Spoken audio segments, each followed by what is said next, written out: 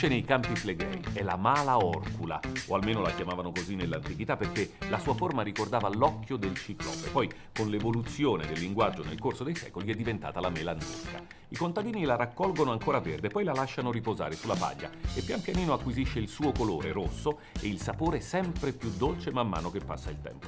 Una volta ridotta in purea, si può trasformare in un liquore, buonissimo, chiaramente. Qui con me c'è Giuseppe Amato, la sua famiglia distilla liquori fin dal 1881. Benvenuto. Ciao. Io sono curioso di sapere come fate a realizzare questo liquore di mela annurca. Le mele annurche arrivano in distilleria, noi le riduciamo in polpa e poi successivamente le lasciamo fermentare per almeno 15 giorni fino a quando tutta la parte zuccherina si è trasformata in alcol. Dopo questa fase il mosto che si è ottenuto viene filtrato, aggiunto di zucchero e poi imbottigliato. Quindi fate prima il vino? Sì, in realtà e poi lo trasformate in liquore? Si utilizza la parte zuccherina che si trasforma naturalmente in alcol. Senti, ma lo posso assaggiare? Sì, certo.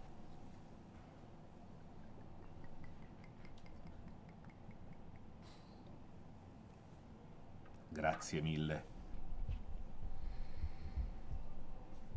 Già il profumo è dolcissimo. Sì, la caratteristica principale di questo liquore è l'intensità del suo profumo, il fatto che bevuto anche a una temperatura piuttosto fresca, perfetto per la fine di un pasto o anche un liquore da meditazione.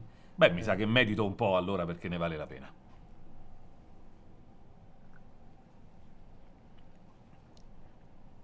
È buonissimo.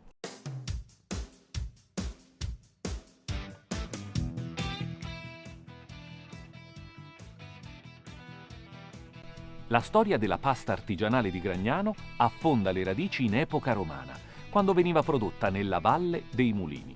L'acqua povera di calcare dei Monti Lattari e l'aria di mare durante l'essiccazione le donano un sapore particolare e delle proprietà nutritive fuori dal comune. Infatti durante le carestie più di una volta la pasta di Gragnano ha salvato i napoletani dalla fame e dalla morte. Nel 1848 Ferdinando II di Borbone, che era ghiotto di pasta di Gragnano, volle visitare i mulini dove veniva prodotta e scoprì che veniva impastata con i piedi.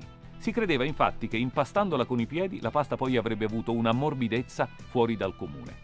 Il re era un po' schizzinoso, quindi decise di trovare una soluzione e chiamò a corte tutti gli inventori del regno. Uno di loro riuscì a trovare la soluzione. Inventò l'uomo di bronzo, un macchinario che da quel momento in poi fu utilizzato per la lavorazione. E adesso vi porto a scoprire dove nasce la pasta di Gragnano.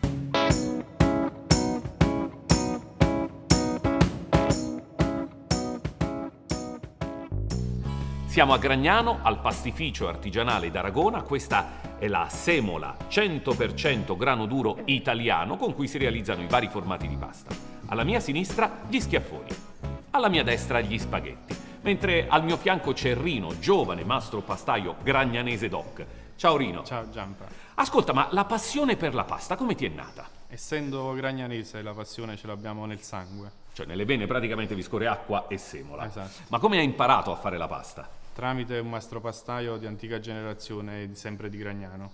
Senti, ma mi spieghi quali sono i segreti, i trucchi del mestiere? Cioè come dalla semola e dall'acqua di Gragnano, che so che dona delle particolari caratteristiche alla pasta, poi si realizzano i vari formati? Il segreto parte dalla selezione del grano per garantire un valore proteico molto alto e una qualità eccellente.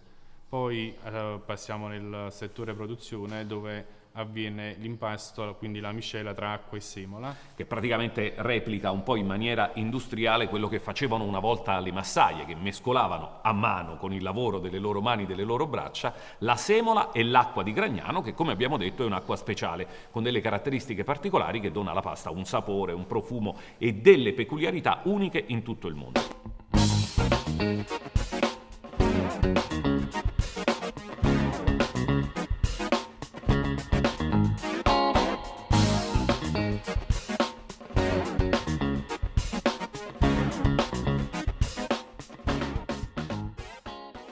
talmente buona che è possibile assaggiarla anche cruda.